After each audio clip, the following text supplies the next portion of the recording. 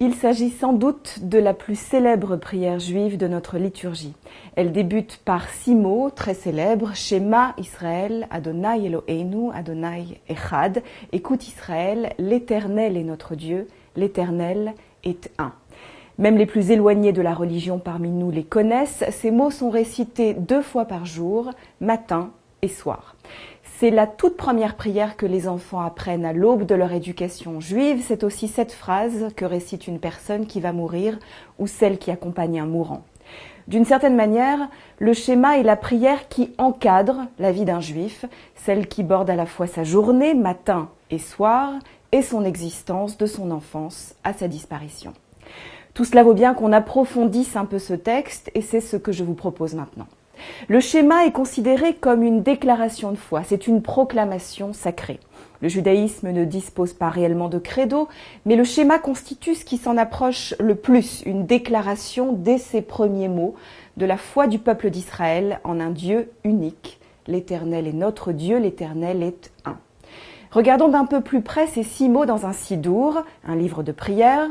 Dans de nombreuses éditions, cette phrase est imprimée en gras et 2 lettres semblent se détacher mystérieusement du verset, la lettre Aïn de Shema et la lettre Dalet de Echad. Ensemble, ces 2 lettres composent le mot Ed, qui signifie en hébreu témoin.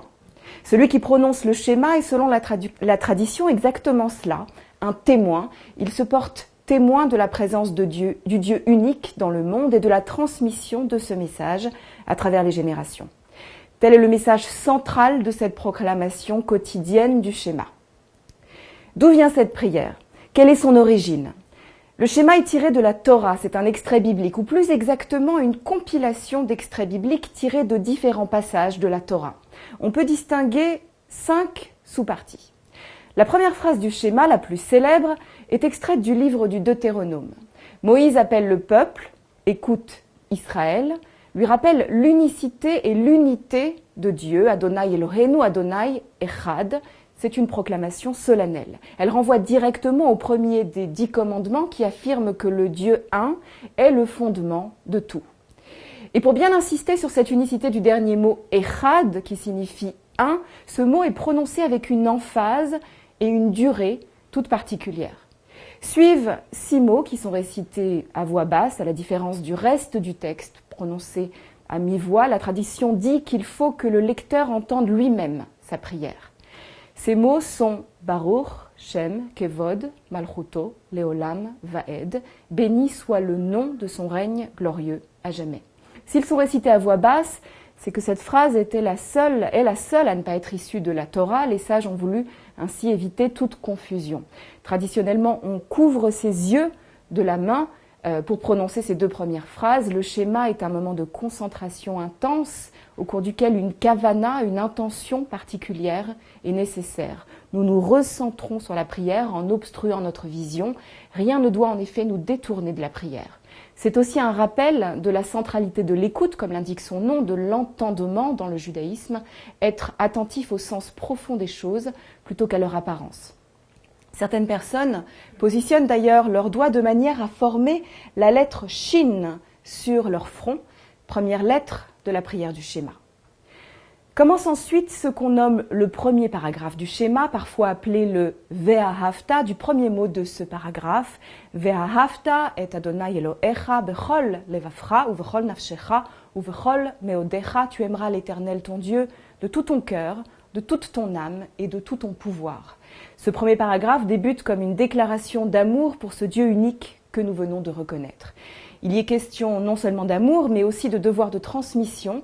Il y est dit « Tu inculqueras ces mots à tes enfants et tu t'en entretiendras chez toi ou en chemin, en te couchant ou en te levant. Tu attacheras ces paroles sur ton bras, entre tes yeux et sur tes portes. » On reconnaît dans ce paragraphe un certain nombre de commandements qui ont trouvé leur expression dans le rituel, la centralité de l'enseignement, de la transmission à la génération suivante. Tu diras ces mots à tes enfants, « Veshinam tam levanecha » le devoir de réciter le schéma matin et soir, tu diras ces mots en te couchant et en te levant, beshorvecha ou vekumecha. On parle d'ailleurs de kriyat schéma, de récitation du schéma. Les commandements de la mezouza ou encore les téphilines. C'est d'ailleurs précisément ce paragraphe du schéma que l'on retrouve à l'intérieur des boîtiers des téphilines et à l'intérieur du boîtier de la mezouza, pour lesquels je vous renvoie à d'autres clips de cette série Aleph Bet.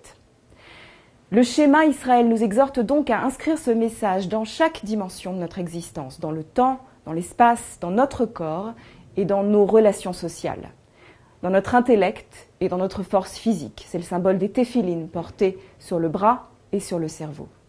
Il renvoie à cette idée forte du judaïsme. La vie religieuse, le rapport à Dieu, se vivent de façon incarnée. Ils s'inscrivent dans la matière et la réalité terrestre, et pas seulement dans une contemplation désincarnée. Vient ensuite le deuxième paragraphe du schéma, celui qui débute par les mots « Ve'aya im shamoa tishme'u el mitzvotai » « Si vous écoutez mes commandements ». Il s'agit là non pas d'une déclaration d'amour, mais d'une mise en garde.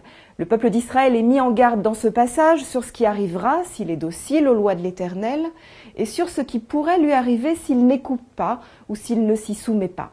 Il est ainsi dit dans ce paragraphe, « Si le peuple écoute, la pluie tombera en son temps et l'abondance de la récolte sera là.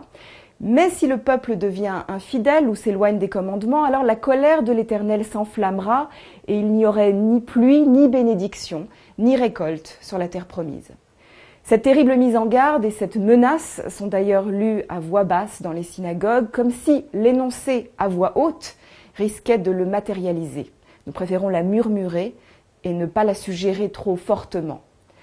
Le dernier paragraphe du schéma débute par les mots « Vayomer Adonai el Moshe lemor » l'Éternel parla à Moïse en ces termes. Il fait notamment référence à un autre rite central du judaïsme, puisqu'il est dit que les enfants d'Israël se feront des franges au coin de leurs vêtements, « Ve'asu lahem tzitzit al kenfe pigdehem ». Il s'agit d'une sorte de vêtement mnémotechnique qui permet de se rappeler les injonctions de la Torah. Là encore, un autre clip Aleph Bet revient en détail sur ce commandement. On conclut le schéma par une phrase, à la fin du troisième paragraphe, « Ani Adonai Elohechem asher hotzeti etrem me'eretz Mitzraim » « Je suis l'Éternel votre Dieu qui vous ai fait sortir du pays d'Égypte », rappelant ainsi l'événement fondateur de la sortie de la servitude qui permet l'accès à la liberté. Mais à cette phrase, nous ajoutons traditionnellement le mot « emet », ce mot qui signifie « vérité ». Il est le premier mot de la prière qui suit immédiatement le schéma. En clair, nous n'arrêtons pas la lecture du schéma en sa fin, mais celle-ci nous mène directement à la suite de la prière sans interruption. À la fin du schéma, nous déclarons donc littéralement que cette proclamation constitue pour nous une émette, une vérité absolue. À travers l'histoire, le schéma a toujours symbolisé la proclamation de foi dans les moments les plus terribles. Les Juifs ont récité le schéma lorsque les pires catastrophes se sont abattues sur eux au temps des martyrs juifs de l'Antiquité, du Moyen-Âge ou plus près de nous, aux heures les plus sombres de la Shoah. Ainsi, le Talmud raconte comment Rabbi Akiva, torturé à mort par les Romains, a prononcé ces mots avant de rendre l'âme. De nombreux témoignages affirment que c'est avec ces mots que de nombreux Juifs sont entrés dans les chambres à gaz. Il n'est pas anodin non plus qu'au moment le plus solennel de l'année juive, à la toute fin de Yom Kippour, l'Assemblée clame à l'unisson les deux premières phrases du schéma Israël. Comment réciter le schéma ? Le schéma se récite la plupart du temps assis, parfois debout. Il existe différents minagim, différentes traditions selon les communautés. Certaines le récitent entièrement à voix haute, d'autres en partie silencieusement. Le schéma est une prière si centrale que nos sages insistent sur le fait que chacun devrait s'assurer qu'il en comprend le message. La tradition est de réciter le schéma en hébreu, mais il n'est pas interdit de le prononcer dans une autre langue si cela peut permettre à la personne qui le récite d'en comprendre le sens. Certains commentateurs font remarquer que les différents paragraphes du schéma sont à l'image de ce qu'est une relation d'amour, les étapes d'un lien affectif fort. Le premier paragraphe du schéma décrit le sentiment amoureux. Tu aimeras l'Éternel ton Dieu de tout ton cœur, une relation qui implique entièrement l'individu dans son cœur, son âme et tout son être, qu'il habite partout et à tous les instants de sa journée, chez lui ou en chemin. C'est une obsession de chaque instant. Le deuxième paragraphe décrit, lui, les conditions de la relation. Il semble établir un contrat entre les deux parties. Ve'aya im shamoa tishmeu. Voilà comment cette relation de confiance et d'écoute peut fonctionner. Voilà ce qui risque de mal tourner. Quant au troisième paragraphe, il définit ce que seront les signes publics du lien. Voilà ce que tu porteras sur toi. Voilà comment tu affirmeras publiquement ce lien. Le texte du schéma est à l'image d'une relation, celle du peuple juif, avec son Dieu